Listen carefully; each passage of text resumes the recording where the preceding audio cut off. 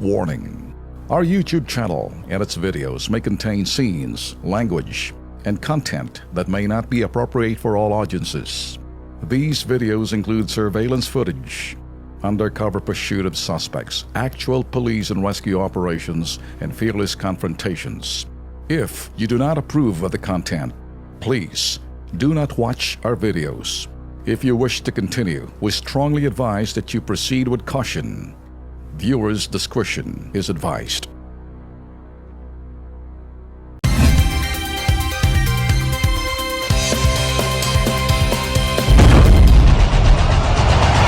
Luzon, Visayas, Mindanao, handa na ba kayo? KB, Kilos Pronto! KB, Kilos Pronto! Serbisyong totoo mga boss, ito ang sumbungan ng bayan. Ora mismo, aksyon agad at maaasahan. Sunod-sunod ang kilos sa pagbabalita. Nakatutok ang mata sa problema na nakikita. Lahat ng question ay may solusyon. Sa bawat hinaing katumbas ay aksyon. Kilos Pronto! Di ka na magtitiis at mabibigyan ka dito ng resulta mabilis. Dahil ang bitag, walang pinapalagpas. Sa tropang Ben Tulfo, wala kang ligtas. KB, Kilos Pronto! KB, Kilos Pronto! Ipaglalaban ng karapatan, problema'y matutugunan. Maraming katanungan dito ay masusolusyonan. Kilos Pronto! Kakampi ng masa, humanda ang lahat. Sa bawat abusado, ito na ang katapat. Napakatibay na programa na inyong hinahangad. Walang patumpi-tumpik at kumikilos agad-agad. Kilos Pronto! Ang ating sumbungan, madali lapitan at agarang kang matutulungan. Na kahit anong krimen, handa naming harapin. Basta hustisya'y makamit, lahat ay aming gagawin. KB, Kilos Pronto! KB, Kilos Pronto! KB, Kilos Pronto! Mga ka-KP, Martes sa 4 ng Abril, magandang gabi Pilipinas, kabilang ng Pinoy Overseas. Magandang gabi ho sa inyong lahat, Luzon, Visayas, Mindanao. Paumanhin ho dahil binigandaan po tayo pang speech ng ating Pangulong Duterte dyan po sa MMDA. Diretso ho tayo mga boss. Alam nyo, lumalaki ho ang bilang ng mga juvenile delinquents, ito yung mga offenders. Alam nyo, sila ho'y lumalakas ang loob. They gain the confidence and the competence doon sa kanilang pinagagawa. They're being trained, recruited, para ho doon sa sinasabing kanilang ginagawa. Kasi alam nyo mga boss, ang pasimuno ho dyan, at yung ho talagang author ho dyan ng juvenile law, Offenders Act. okay, yan, si Senator Francis Pangilinan. Kaya ho lumobo ang bilang ng mga kriminal sa bansa dahil yung iba ho, nag-level up na. 3 years, 4 years ago, sila ho ngayon malakas ng loob. Kaya itong mga minor de edad, nakakagawa na ho sila ng mga bagay na kuminsan, sabi ho ng iba, mga bata pa lang, nakakalabas din agad, sinasauli sa mga magulang. Kaya paglaki na ho nito, full-blown criminal na ho sila. Resulta, patuloy na parang binabaliwal at binabastos ang batas dahil wala namang pangil dito ho sa Pangilinan Law. Kayo mga ka-KP, anong tingin nyo? Yung Juvenile Offenders Act kasi dahil exempted daw ho ang mga may edad na bata na 15 years old. Kapag 15 years old kayo at nakagawa ho kayo ng krimen, exempted ho kayo. Hindi ho kayo makukulong at hindi kayo makakasuhan. Kaya, yung ilang po mga sindikato ho dyan, ginagamit po ang mga bata para pwede runner, pwede hong akyat bahay. Kaya kapag sila ho'y nahuli, sasabihin na ho ng bata, ako po'y inutusan lamang. Dahil daw, sinasabi daw ng Pangilinan Law na yan, na ang mga bata daw ho ay hindi pa daw ho alam, kung 15 anyos, hindi pa daw ho alam kung ano ang tama at mali. Yun ang dahilan yan. Kaya ang Pangulong Duterte ay inis na inis dito sa batas na ito. Okay, wala na hong pangalawang topic pa. Up na ho natin. Give me up. Okay, Gatel. Magpadalaw kayo ng inyong pong mga salubin, ha? Okay. Eto, nag-iisang sumbungan ng bayan sa prime time. Issue pinag-uusapan, balitaan, investigahan, umpisa na. Ang magmaneho sa kalsada, hassle talaga. Dapat laging ingat at alisto tuwina. Aksidente biglang bumubulaga. Dahil sa mga motorista, naggarapal at walang hiya. Alamin sa Kilos Pronto. Lalaki sa Navotas, sinapian ni Satanas. Kainumang tibo, pinagnasaan. Biktima, painwersa, mairaos lamang ang kahayukan. Alamin sa Kilos Pronto. Sa pusod ng Maynila, mga street dweller naglipa na. Ang mga pobre dinampot bigla. may ilang pumalag, wala namang nagawa. Kaya sa mga otoridad, sumama na lang ng kusa. Alamin sa Kilos Pronto. Sumbungan, imbestigahan at balitaan. Kilos Pronto, umpisa na! Okay mga kakipi, simulan po natin ang ating po mga story dito sa Kilos Pronto. Maging ligtas daw mga tao at magkaroon ng disenteng lugar. Yan po ang target ngayon ng Law Enforcement Agency ng Lungsod ng Maynila para sa kapakanan po yan ng taong bayan. Hindi lang basura ang kanilang dadamputin, kundi maging ang mga tao sa lansangan na palaboy-laboy po. Yan po ang ginawa ko nila. Panurin.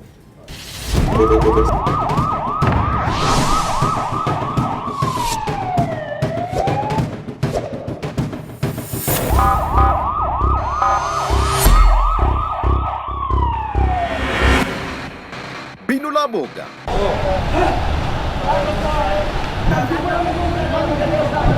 Inikutan. At pinagdadampot ng Manila Social Welfare and Development, Philippine Army at Manila Police District ang mga street dwellers sa ilang bahagi ng Maynila. Sa sinigwang reach-out operations, nasagip ang humigit kumulang 60 katao na naninirahan sa mga bangketa ng Binondo, Santa Cruz at Rizal Avenue. May ilang mga nagmatigas, may ilan namang kusang loob na sumama sa mga otoridad. Kukunin sila, i-interviewin, kukunin yung mga detalye nila kung ano yung pwedeng maitulong natin sa kanila kasi sinasagip nga natin sila sa kalsada, hindi magiging safe para doon sila matulog at mag-stay sa kalsada. So kung ano yung pwede namin bigay ng programa, ayun po ibibigay natin sa kanila. Tulad po ng temporary shelter, kung talagang wala po talaga silang matitirhan, lalo-lalo na po yung mga bata. Prone nga sila syempre sa sakit dahil pwede rin po silang masagasaan kasi nga po nasa kalsada sila. Pagkatapos sumailalim sa assessment, papauwiin ang mga street dwellers sa kanilang mga probinsya. Ang lokal na pamahalaan din ng Maynila ang sasagot sa mga gastos tulad ng pamasahe. Eksklusibong tinanong ng Kilos Pronto ang MSWD tungkol sa pananamantala at posibleng pang-aabuso ng mga sindikato sa mga street dwellers, lalo na sa mga bata. Wala pa naman ma'am kaming wala pa namang report sa amin na gano'n talaga yung nangyayari sa kanila. Sa Reception and Action Center, muna mananatili ang mga nasagip hanggat hindi pa sila napapauwi sa kanilang mga probinsya. Dito naman tayo sa akto sa pool ng aming kamera. Ang Totoy nakasabit sa likod ng tricycle habang binabagtas ang kalsada. Sus Mario Josep, hindi natatakot tong kulokoy na bata na to. Driver ng tricycle, animoy, konsentidor. Panoorin. Sa pagratsyada ng Kilos Pronto team sa may kabaan ng Taft Avenue sa Maynila, naispatan namin ang batang nakasabit sa likod ng tricycle habang nakikipagsabayan sa ilang mga naglalakihang mga sasakyan sa kalsada. Kampanteng-kampante si Totoy na nakatuntong sa sidecar. Hindi niya alintana ang peligrong nag-aabang sa kanyang kalokohan. Nako naman Otoy, hindi laro yang ginagawa mo, bagkus maaari mo pang ikapahamak. Mamang driver, huwag naman po sanang konsentidor. Sa oras na madisgrasya kayo, yari ka dahil cargo mo yan. Nasa naman kasi ang mga traffic enforcer na sisita sa mga kulokoy. Okay, isa pang naaktuhan po ng Kilos Pronto habang nag-iikot po kami. Abay, matinding trapiko dyan po sa may Ortigas Avenue Extension, dyan po sa Antipolo City. Ang sanhin ng traffic, abay, may tumaog po na elf truck. Ano po nangyari? Panoorin natin.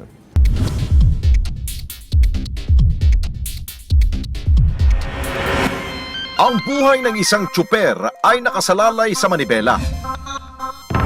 Isang maling kalkulasyon, maaaring aksidente ang kahinatnan. Tulad na lamang na naaktuhan ng Kilos Pronto sa Ortigas Avenue Extension, Evergreen, Barangay de la Paz, Antipolo City. Isang Isuzu Elf na may plakang TVO 175 ang tumagilid sa gitna ng kalsada. Ayon sa tsuper, hindi raw mabilis sa kanyang takbo. May iniwasan daw siyang sasakyan, kaya nangyari ang disgrasya. Yan, sabay pagkaahon na yan. Pag-bihid ko ng kaliwa, ngayon, bebelo ako ng kanan, may sumingit na isang sasakyan. Imbis na tamaan ko yung isa, iniilag ko na lamang. Mabilis namang rumisponde ang ambulansya at bumbero sa lugar. Swerte namang walang nasaktan sa kanyang mga sakay. Ang naturang insidente, nagdulot ng matinding pagsisikip ng trapiko. Kinailangan pa ng crane para maitayo ang sasakyan. Agad namang nilagyan ng lupa ang mga langis na tumagas mula sa sasakyan bago binomba ng tubig ng mga bumbero ang kalsada para maiwasang may madisgrasya pa rito. Paalala ng Kilos Pronto, doble ingat sa pagmamaneho. Walang mawawala kung tayo ay magpaparaya sa kasabay nating motorista. Ang kaunting segundong abala, may iwas ka sa disgrasya.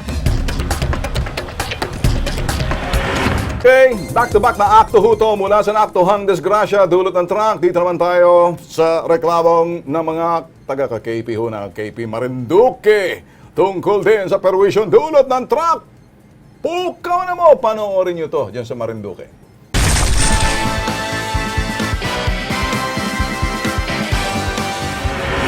Ito yung sitwasyon dito sa Barangay Pag-asa kung saan sinakop na nung mga truck yung kalsada. Kung papansin ninyo, dyan na nakaparada itong mga trucks. Itong GTJ Enterprises. Halos sakupi na ng mga nakaparadang truck ang kalahating kalsada sa Barangay Pag-asa sa bayan ng Santa Cruz, Marinduque. Ang naturang mga truck pagmamay-ari raw ng GTJ Enterprises, isang hardware and construction supply store sa lugar. Reklamo ng mga motorista, sanhi ito ng trapiko. Gate naman ng mga residente, delikado raw ang mga pumaparadang truck lalo na sa mga bata dahil nasa loob ito ng residential area.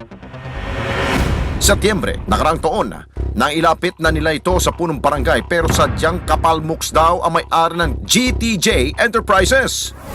Pasaring naman ang iba, baka naman daw kasi nakikinabang ang barangay hall dito kaya hindi masolusyonan ang problema. Sigaw ng ating mga ka-KP para sa mga namumuno dyan sa lokal na pamalaan ng Santa Cruz, Marinduque. Pukaw na mo!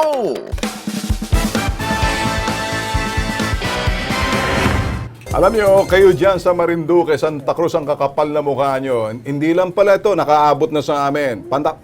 Medyo nipisan natin ang kakapalan ninyo. Ito, masakit kami magsasalita sa inyo. Pinupukaw namin kayo eh. Mga taga Marinduque, listen carefully, Santa Cruz.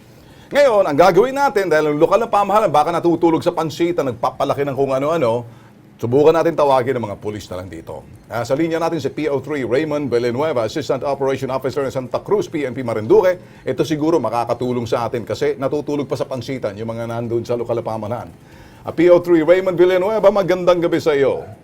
Magandang gabi rin, sir. Magandang gabi po. Okay, PO3, kami hoy, ano ho bang magagawa natin dito diyan sa mga truck na yan, nagdambuhalan, nakapila, nahihirapan, nagrereklamo ho diyan sa Santa Cruz, Marinduque at medyo nagbibingi-bingihan ho yung sa lokal na pamahalaan diyan. Baka sa inyo ho, magagawa ng paraan to, ano magagawa ho ninyo? Yes, sir. Mula po sa aming tanggapan sa pumunan po na aming officer in charge, makakasa po kayo ng agarang aksyon sa reklamo po yan. Okay, sir. Okay, yan. Ngayon pa lang, magpapasalamat ako sa iyo. Pero itong mga video ho nito, pagpapadala ho sa amin, mga taga Marinduque, ha?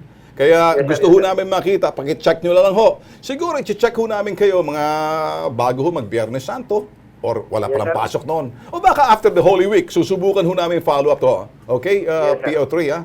Ngayon pa lang, Makakasa po kayo. magpapasalamat na ako sa inyo. So bahala na ho kayo diyan, ha. Bukawin niyo Yes, na rin sir. yung City Hall ng ano diyan, ng Santa Cruz, Marinduque, sir, ha? Yes, sir. Thank you, sir. Ngayon, mabilis yung pulis, no? Mabuti Mabuti pa pa. yung pulis. Accessible yung mga pulis. Yes. Kaysa doon sa lokal ng pamahalaan, tutulog sa pansitan. Mukhang malakas yatin, GTJ Enterprises na yan. Okay.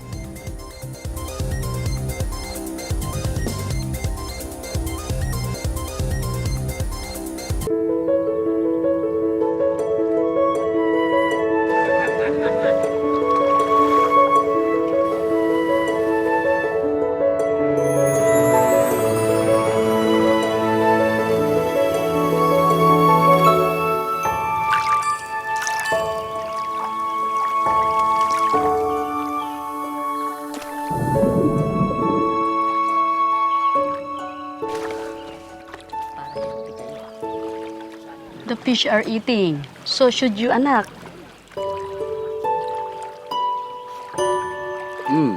Thank you. You're welcome, anak.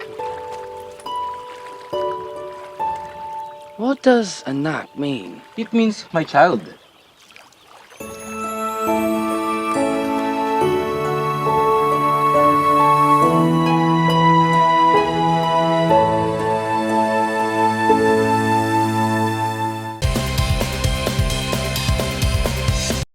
nagbabalik po ang Kilos Pronto. Ang taong halang ang bituka o sikmura kapag gumawa ho ng kahiyupan, abay walang pinipili. Gaya na lamang po ang dinana sa isa pong college graduate na dalaga sa Navotas. Bagamat siya po'y brusko, pinagsamantalaan pa rin po siya ng lalaking kanya pong nakainuman. Panoorin po natin ang kwento.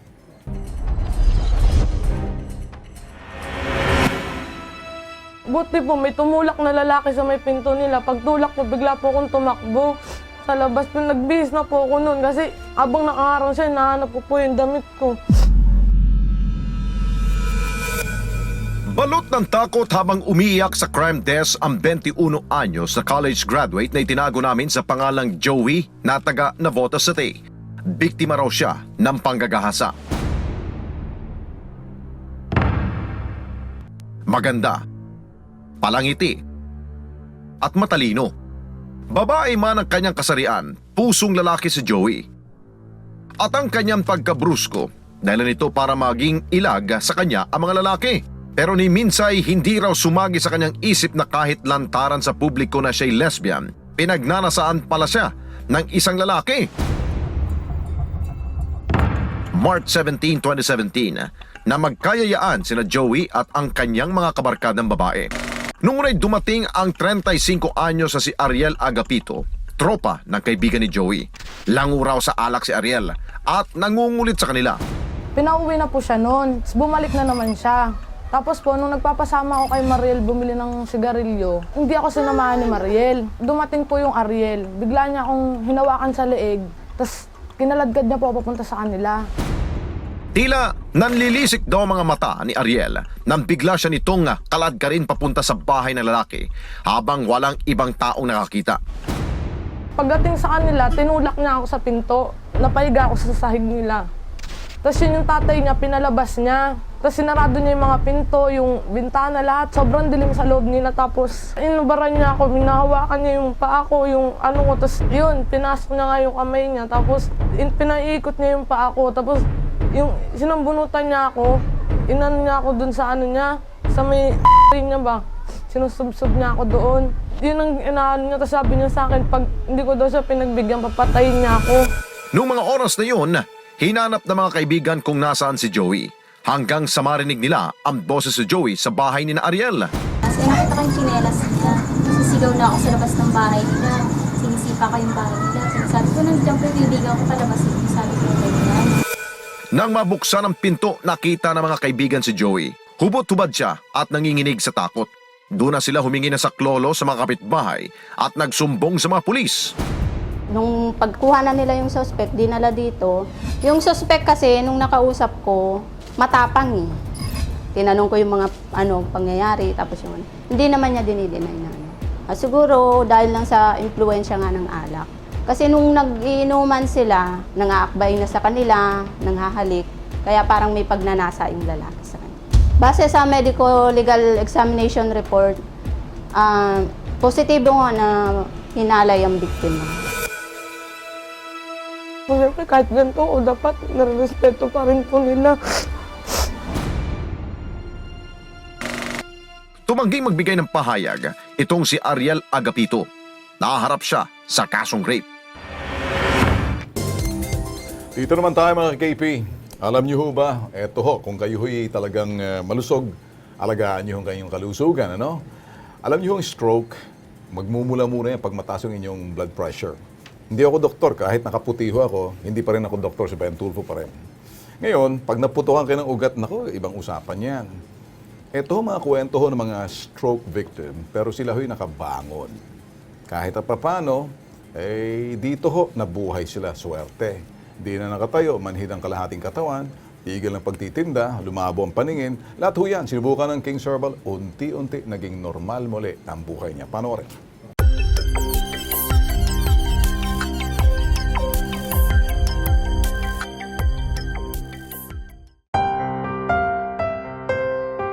Noong 2009, na-stroke ako. nakaramdam ako ng pamamanhid ng ulo. Nagtitinda ako nung bumagsak ako. Hindi na ako makatayo nun. Naramdaman ko, patay na yung kalating katawan ko. Sa ospital, naputukan ako ng ugat. Ang pag-iisip ko, bumagal. Pati pagkilot, lahat bumagal. Bumili ako ng King Serval, tapos sinubukan ko. Yun nga, yung dating malabong paningin ko, bumalik sa dati. Tsaka bumilis yung lakad ko noon. Nagkaroon ng improvement.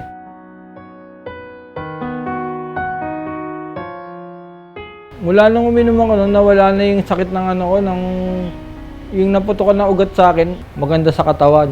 Nawala na ako pag-asa, kala ko wala nang pag-asa. Yung pala, ayun lang pala ang makakatugon ng aking problema, yung King Serval.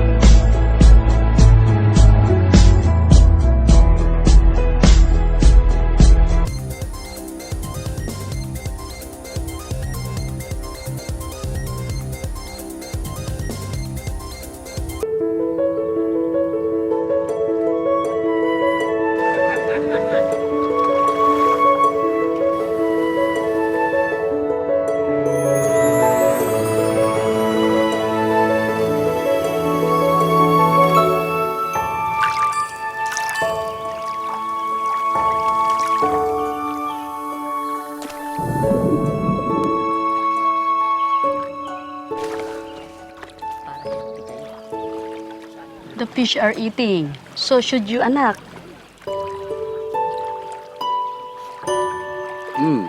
Thank you. You're welcome, anak. What does anak mean? It means my child.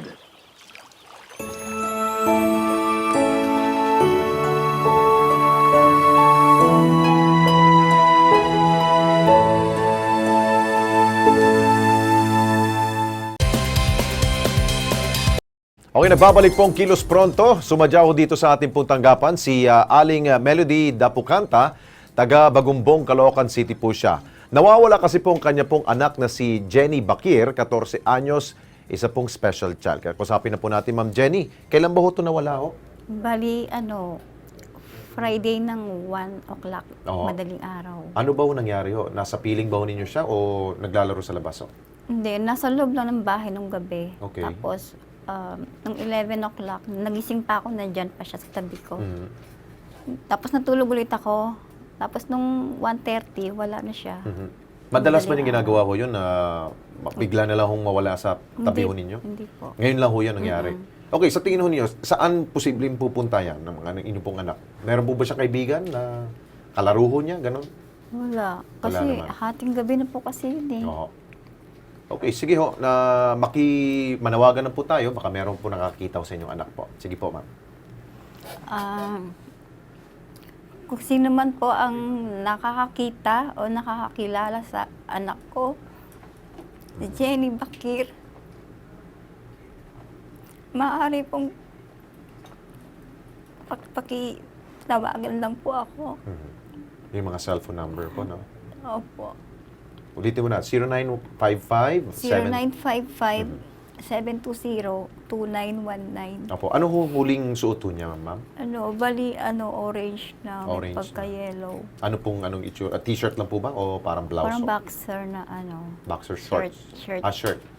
Okay. May dito.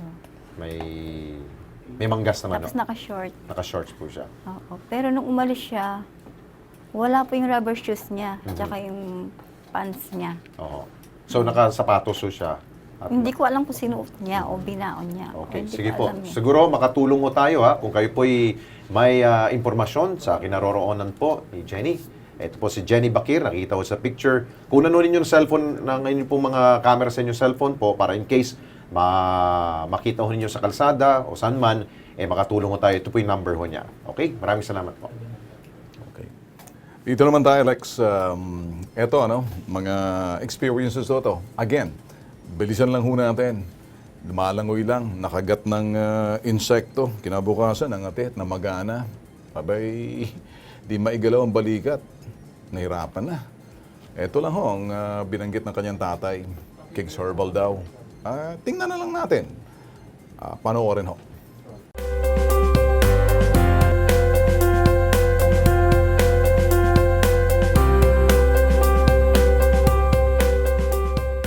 Nagkaroon ako ng parang bukol sa likod sa kaliwa. Nag-swimming lang ako nung time na yon. Basta namaga siya, hindi ko siya magalaw.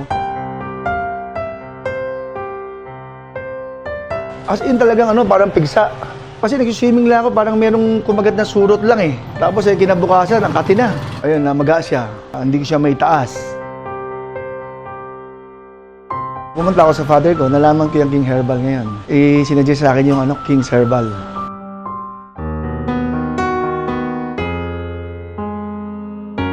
Lumiit na lang Wala na lang, nawala yung bukol. Lumakas na lang ako. Ngayon, nagagalaw ko na yung balikat ko. Ngayon, mas lumakas ako. Mas ginhawa na yung pakiramdam. Yun ang pinaka doon. Guminhawa ang pakiramdam.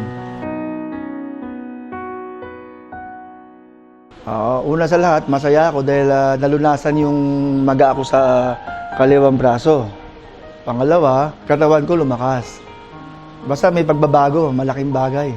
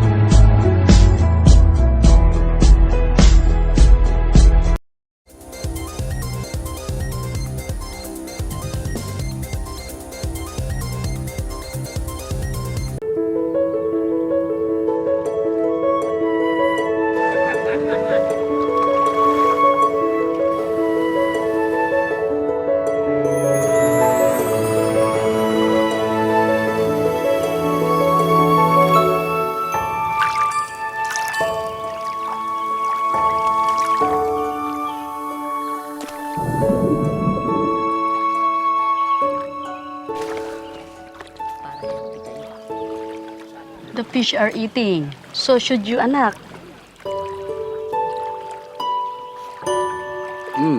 Thank you. You're welcome, anak. What does anak mean? It means my child.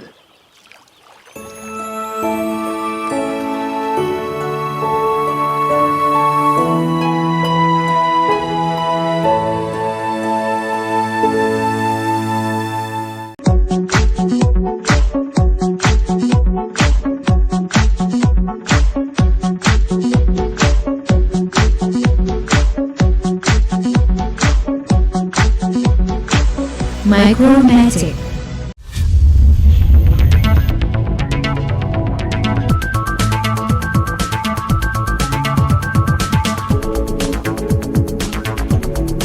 Feedmix. Innovating excellence in aquaculture feeds. Dahil sa King's Herbal, na mild stroke ako. Ngayon nakain ako ng herbal. Yun, napakalaking ginawa sa akin. Hindi po normal yung creatinine. Maraming din pagbabago. Malaki po kasi yung sinigla ng katawan ko. Sinunod-sunod yung test ko, doon ako nag-positive sa bone marrow cancer. Nung na-try ko yung supplement na King's Herbal, naging normal lahat. Mga simple at totoong tao. Ilan lamang sila sa mga umigi, nabigyan ng lunas sa kanilang karamdaman.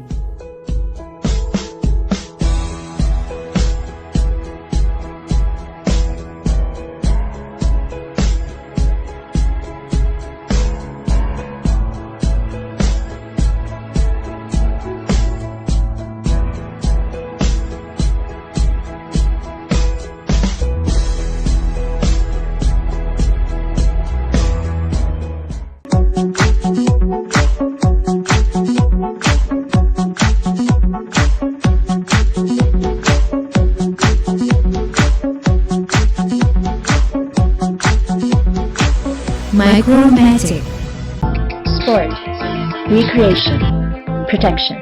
PBJ Nation. Advocating responsible gun ownership since 1946.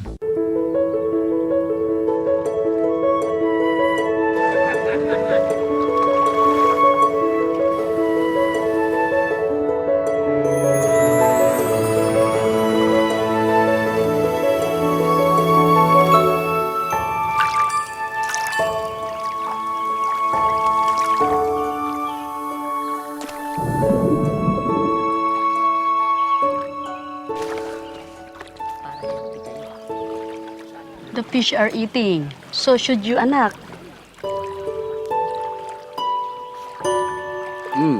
Thank you. You're welcome, anak. What does anak mean? It means my child.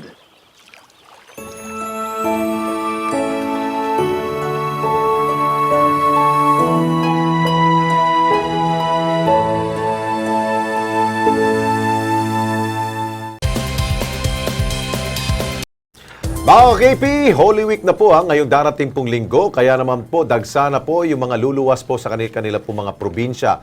Ang ating pong APB ngayon ay para ho sa mga tsuper. Hindi lang ho sakay kayo ng sakay. Dapat tignan ho ninyo ang inyong po mga sasakyan, yung kondisyon po ng inyong sasakyan bago ho kayo tumahak sa kalsada. Panurin po natin.